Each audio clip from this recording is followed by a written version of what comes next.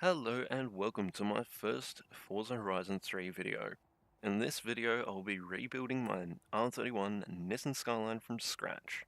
First we'll throw on some upgrades, then head out to the car park and surfers, throw on a rough drift tune, and then see how well it does in the double hairpin drift zone.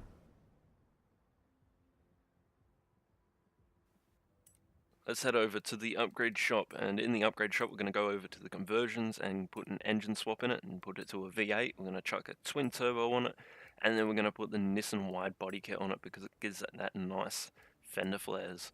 We're going to go over to the aero of the car and we're going to put the Nissan Sport front bar on it.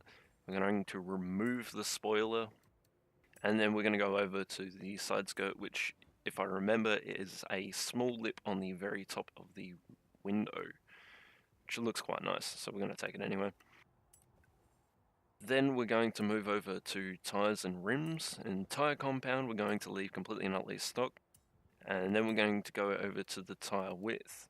Usually I like to pick the max of the tyre width, but in this case I might go one down to the 265mm front tyres.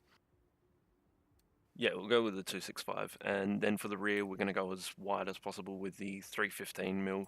And for rims, I think it's more of a personal preference. I personally like the ACS Classics, and they look quite nice on the Skyline. For the majority of my other drift cars, I like to have a lot of deep dish rims on there, and the Rotiform FUC are actually extremely deep dished, but for this build I think I'm going to use the ACS Classics. Now we're going to go over to rim size. I'm going to change it up 1 inch, so it'll be 16-inch rims all the way around. And then we're going to speed up the next process because everything else is maxed out. Now with suspension, I did choose rally suspension because I believe that rally suspension is a lot softer and I like softer suspension. So that means that I have to change lesser values when I'm tuning my car. For everything else, we're going to basically max it out and get as much power as possible, which will leave us around about 750 or 758 kilowatts.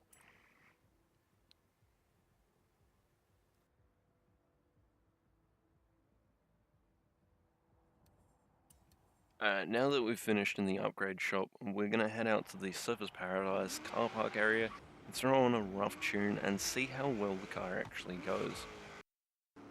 Driving up to the Surfers Paradise car park area, I've found that the gear ratios are a little bit too short for my personal liking. We're going to go find somewhere to park and go into the tune menus and sort that out.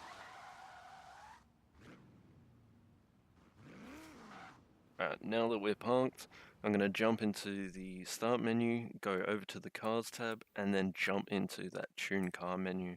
For tyres, we don't need to change too much. We've got 750 kilowatts, which is plenty for the rear tyres to spin. And then we're going to go over to the gearing tab. And in the gearing tab, we're going to change the gear final drive closer to speed at about 3.50, which will make the gears a little bit longer. I'm going to put 5% negative camber on the front and about 2 negative on the rear. We're also going to put the toe all the way out on the front, and we're going to put the caster up to 7 degrees.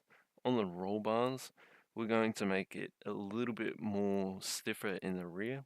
I personally prefer a softer suspension in the majority of my drift tunes, but in this case we're going to go for kind of a medium in the anti-roll bars and make that front a little bit softer. For springs, we're going to leave them relatively soft. Going to bump that front up a tiny bit, and then we're going to dump the ride height all the way down to the ground. Might mix up the rear a little bit, make it a bit more even. And then for dampening, we're going to make the front a lot softer than the rear.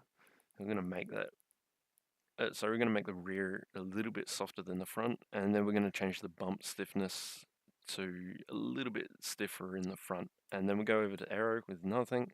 Then we got brakes, which we'll put a 55 balance to the front, and then 90% brake pressure, and then 100% on both acceleration and deceleration for the rear differential.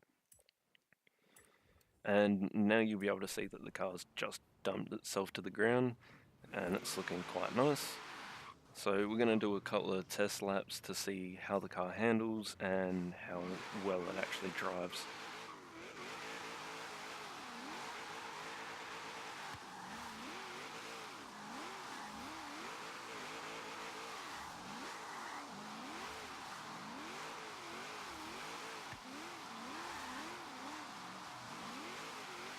So far I'm feeling quite good about this drift tune. Do a little bit of braking to get a bit closer to these walls, but so far I can feel that the car's actually relatively good. The gearing might need to change a little bit more, but for now I think that this is actually quite a nice drift tune. We've got plenty of power, so we can just stomp on that throttle and go when we need to. And we can throw it in relatively hard because of all the camber and toe changes. So go for a little bit close to that wall, but not as close as I would like. I'll try for a wall tap on that on the last run. As you can see, I'm using a bit of braking drifting to extend how wide it goes. Still not quite close enough to the wall. I will get a drift tap in. Throw it in relatively hard. Try to get close to this. Miss the pole. But we do get a drift tap on that.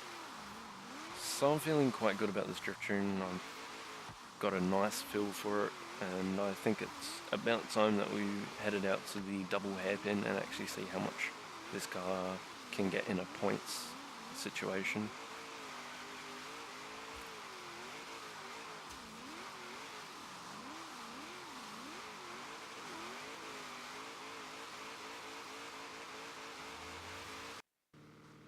Okay, now we've made it to the double hairpin drift zone, and unfortunately I did bring along some of the bad weather, but hopefully we can get a nice clean run without too much traffic on this zone.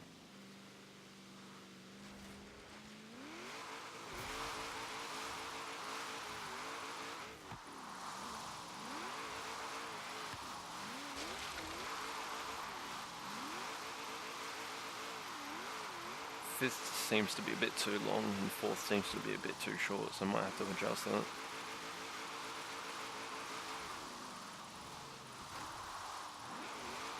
Oh, and the driver tire's trying to cut me off. Give him a little tap.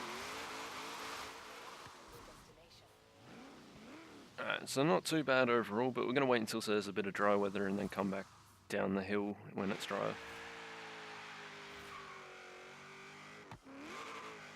Now we've got some dry weather, we're going to hit this downhill run again, and hopefully we can get a nice clean run without too much traffic.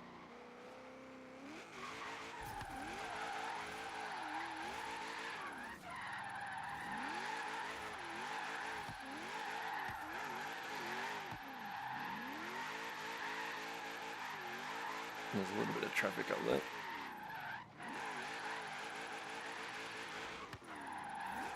Fourth does seem a little bit short still.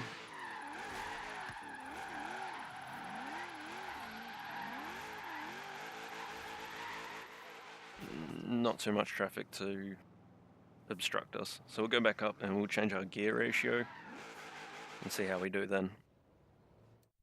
Alright, so now we're at the top of the hill. I'm going to go into my start menu and then I'm going to go over to the cars tab. Select Troon and change my gear ratio to extend out fourth a little bit because I'd like fourth to be my primary gear for this downhill. So we'll go about 310 and see how well that actually goes. We do have a driver tire above or in front of us. Hopefully he doesn't get in the way too much, and we'll see if we can get a nice clean run out of this.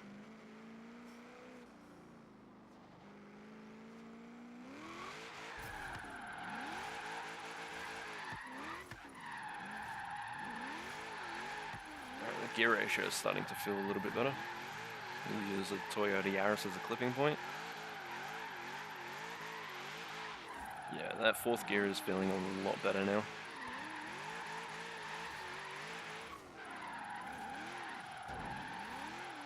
We can get a door tap.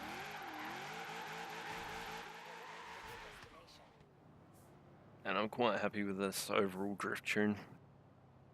I'll leave all the details for the tune in the description below, and I'll also upload it onto the store page.